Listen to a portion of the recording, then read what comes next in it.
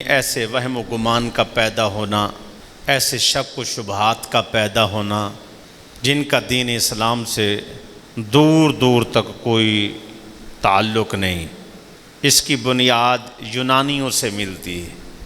یونانی وہ لوہے کو برکت والا سمجھتے تھے، لوہے کو چاند کی شکل میں بنا کے اپنے پاس رکھتے کہ ہمیں برکت ملے گی اس سے۔ یہ پیدا کیوں ہوتی ہیں؟ دو چیزوں کی وجہ سے ہوتی ہیں۔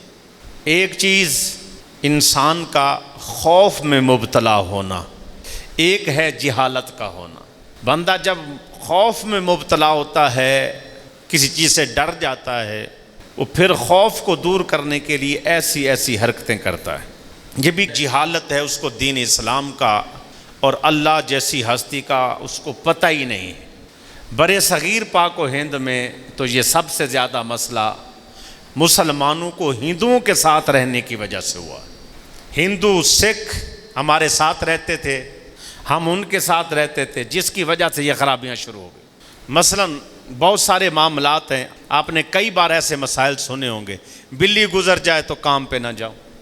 بلی کا کام ہونے نہ ہونے سے کیا تعلق ہے؟ شیشہ ٹوٹ گیا ہے، یہ کچھ نہ کچھ تو ضرور ہے۔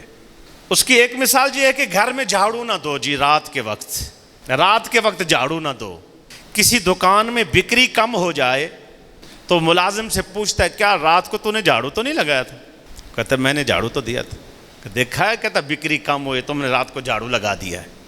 یہ ایک اور بھی بیماری پائی جاتی ہے، یہ تارا جب ٹوٹتا ہے نا، تارا ٹوٹتا ہے، عورتیں چھتوں پر بیٹھی ہوتی کہتے دعا مانگ لو دعا مانگ لو، ٹوٹے تارے پہ دعا مانگو تو قبول ہو جاتی۔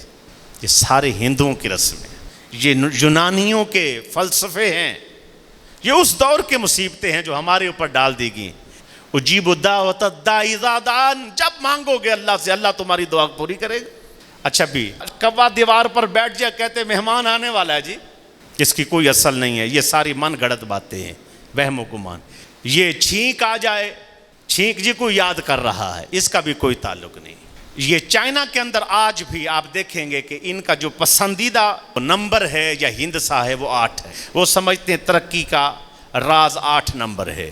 4 نمبر کو وہ تنزلی کا اور نحوست کا ذریعہ سمجھتے ہیں۔ اور اسی طرح ہمارے ہاں 3 13 23 5 15 اور 25 8 18 28۔ ہمارے یہ جو علم العداد والے لوگ ہیں، یہ ان میں شادی نہ کرو۔ کفا بالمرء کاذبا ان یحدث بکل ما سمع، میرے آقا نے فرمایا جو سنی سنائی بات پر یقین کرے وہ جھوٹا ہے۔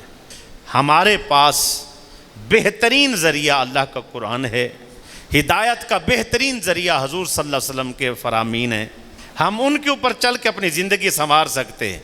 اکثر بندے گھر سے نکلتے ہیں، کوئی ایسا بندہ مل جائے، دشمن آجتے بندہ اس طرح دا ملیا ہے، آج سارا دن ہی خراب گزرے گا۔